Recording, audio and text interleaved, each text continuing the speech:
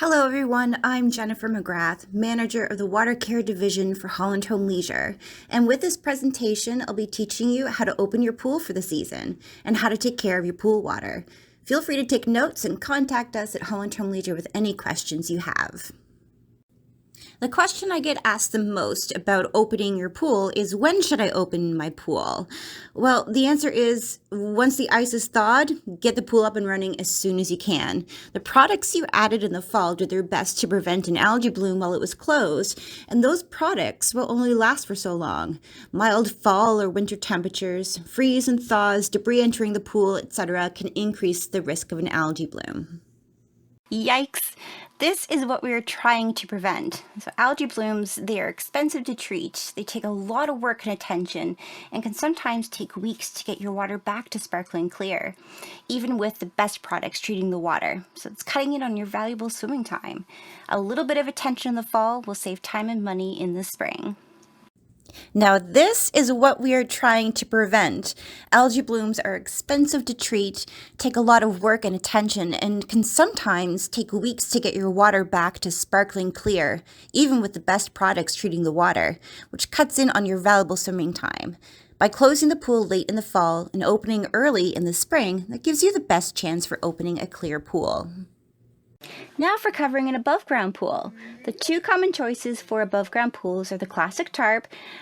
This one has a cable and winch holding in place, or more popular now is a secure cover for an above-ground pool. Ours is called the ultimate cover. The standard tarp sits on the surface of the water. Downside, again, to the classic tarp is that you will accumulate a lot of stuff on top of that cover, which will make for a longer spring cleanup. Also, with the standard cover, if there's a lot of snow accumulating on top, it can put a bit of stress on the side walls of an above-ground pool. So if we get a winter with a lot of snowfall, keep in mind that you may need to shovel off some of the snow. So the secure cover, again, has a strip of the tight mesh just down the center of the pool. So water will go through, but leaves and other debris will just blow right off, again, making spring opening much easier. The downside to the ultimate cover, just like a secure cover for the in-ground pool, is that rainwater is allowed to go through. Again, it is introducing some organic matter to the pool water, which can consume chlorine in the water a bit faster. If you decide to use a cover that will allow debris or water to enter the pool, it is even more important to close the pool as late as possible in the fall and open it up as soon as the ice thaws in the spring. First step is to remove your winter cover. If you have a solid tarp-style cover, remove as much debris from the top of the cover as you can. Ideally, you do not want the water on top of the cover to enter the pool, but if it does, don't worry. It just may take a bit more product initially to balance the water and establish a chlorine level. If you have a secure cover, it fits tight over the top of the pool, so debris on top should be very minimal, and top water will have gone right through. This cover style makes for an easier opening that way, less debris on top to deal with. However, since the water will go right through this style cover, the products added in the fall have to work a bit harder to prevent an algae bloom. So closing late and opening early is important with this style cover. Before putting your winter cover away, clean it with BioGuard Stowaway. One of the great benefits of Stowaway is that you can fold up and store the blanket wet after cleaning. Stowaway will remove grime, prevent mildew, and also deter rodents. So to use, pour half of the bottle of Stowaway directly on the winter cover. Brush the cover clean using your pool wall brush, rinse it with water. Fold up the blanket and pour the other half of the bottle of Stowaway on the blanket directly and fold it up completely for storage. Next, use BioGuard's Off the Wall to clean the exposed liner. This will remove grime and chemical buildup and prevent other organic matter from sticking to the liner when you top up the pool. Locate your skimmer basket. Now inspect it for damage and replace it if needed. If it looks good, place the skimmer basket back in the skimmer. Next, we need to reinstall the directional return jets. Remove any winter plugs from the returns on the side of the pool. Use Teflon tape on the threads and then thread it back into place. You'll see in the image on the right, the returning water is directed towards the floor of the pool and slightly away from the skimmer.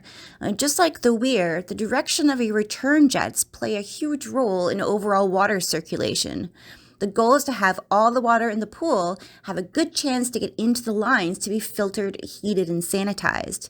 Now, this is also an important question I ask when troubleshooting water quality issues. First, is the directional eye installed in the return jet, and what direction is it pointing? Next, the pump. Your pump will have 1 or 2 drain plugs on the bottom, depending on the model.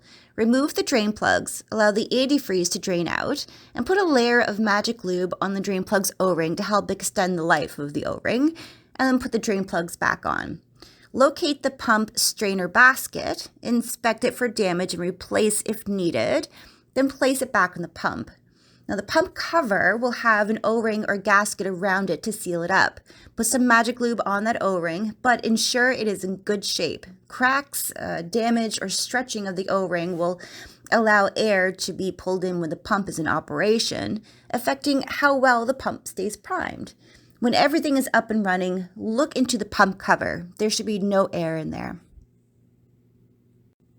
If you have a sand filter, reinstall the drain plug on the bottom, and on the filter head, reinstall the pressure gauge, the sight glass, and the backwash hose.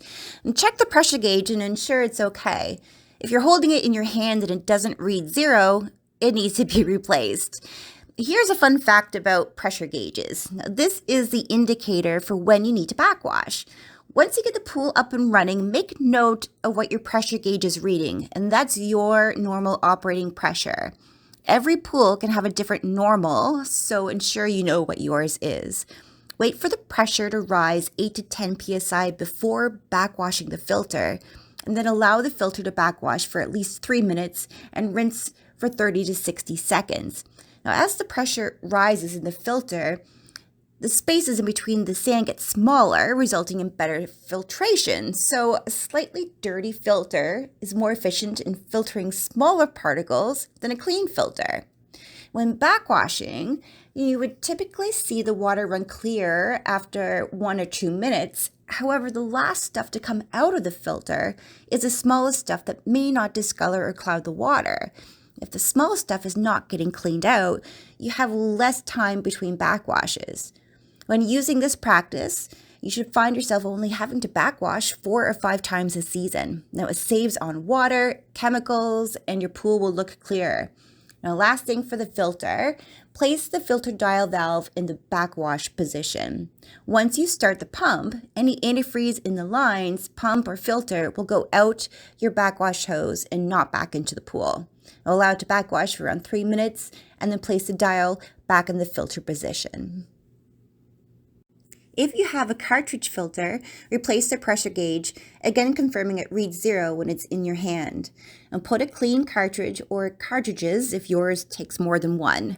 And there is a large O-ring on the body of the filter. Inspect it for cracks, damage, or stretching, and replace if needed. If it's good, place a layer of magic lube on the O-ring and put the filter back together. Now let's start connecting the plumbing. Start with the line coming from the skimmer. Connect that line to the front of the pump. If your connector has an O-ring, inspect it for damage. Disconnect your return lines from your equipment. So your return line would be the plumbing that the water would go through immediately before it goes back into the pool. Reinstall the line for the pump to your sand filter. This line should be going into the top hole in the filter head. In most cases, the holes will be labeled as pump and return. So the top one is for the line coming from the pump, and the lower one is the line going to the next piece of equipment if you have it, or back to the pool. If you have a cartridge filter, connect the line coming from the pump to the top hole, and the line connecting to the bottom hole will again go to the next piece of equipment or back to the pool. If you have a heater, like solar panels or a heat pump, connect the line coming from the filter to the heater. For heat pumps, the top hole is the intake, bottom is the outtake. If you have a chlorinator or brominator, connect the line coming from the filter or heater, if you have one, to the intake of your chlorinator.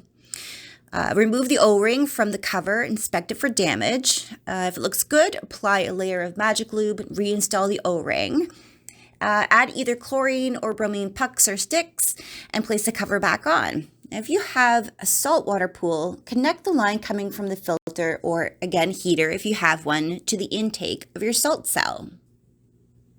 Disconnect the skimmer line in front of the pump, shown in the yellow circle there, and also disconnect your return line from the last piece of equipment the water will go through before going back into the pool, which is shown in the red circle there. It may be your filter, heater, or chlorinator, but really it is just the last piece of equipment your water is going to be going through before back to the pool. That's where we want to disconnect that hose.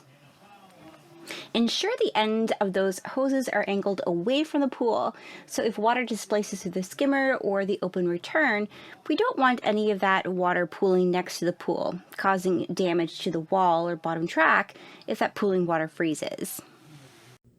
Okay, so to recap connecting the plumbing, start at the skimmer and then go in order. Pump, filter, heater if you have one, chlorinator, brominator or salt, chlorine generator cell if you have one, and then back to the pool. Now, very important, if you do have a chlorinator or salt cell, it must be the last thing the water flows through before going back to the pool. No exceptions. And last tip, pay attention to the intake and outtake sides of the equipment and ensure the proper order is used. Remove the ladder. Now, in-ground pool ladders, they have rubber bumpers on the ends that rest against the side of the pool wall. Check those for damage. If it is worn or cracked, replace them next spring prior to reinstalling the ladder to make sure that your liner doesn't get ripped. If you have drop-in walk-in steps, here's the biggest tip I can give you. Once you know you're done swimming for the season, remove your walk-in steps. To remove them, you are going into the pool, and it's much easier to do so when the water isn't like 5 degrees. Next is reinstalling the ladder or walk-in step. It's important to check the ladder or walk-in steps for damage. If it looks good, go ahead and put them in. Then, if necessary, add water to your pool to top it up. You're aiming to have the water level around halfway to 3/4 of the way up the skimmer opening for proper circulation. Okay, so time to turn the power onto the pump and get it started. Remember, if you have a sand filter, ensure it's in the backwash position initially to remove any antifreeze. If you have a cartridge filter, direct the water to the waistline if you have it to remove the antifreeze. After that, sand filter to the filter position, or for cartridge filters, direct the water through the filter. The pump may need to be primed, and if you have a cartridge filter, again, you have to bleed the air from the top of the filter by opening the little valve on top until you have a steady stream of water coming out. And now it's cleaning time. Scoop any large debris from the pool if there's any in there, vacuum the floor if needed, and brush the walls. Now, you can check out our online store or retail showroom in Numinus for some great tools to make cleaning a breeze. And now you've done it. Your pool is open. Let the water circulate now for at least 24 hours and then bring us a 500 milliliter water sample in a clean plastic, not glass, container. Our water testing service is always free for our customers. You get a personalized printout that you can follow step by step to get your pool water balanced, sanitized, and ready for the season. Thank you so much for learning how to open your pool with me. Check out our other videos that go over how to operate, treat, and care for your pool. They have awesome tips to achieve great quality water while helping to save money and time. If you have any questions about opening the pool yourself, we're available to answer any of your questions. Or, after watching this video and you would prefer one of our experienced crews at Holland Home Leisure to open the pool for you, we certainly can. Feel free to give us a call for more info on our pool opening services, or you can book your pool opening service online at www.poolsuppliesnovascotia.pro. Thanks again, and happy swimming!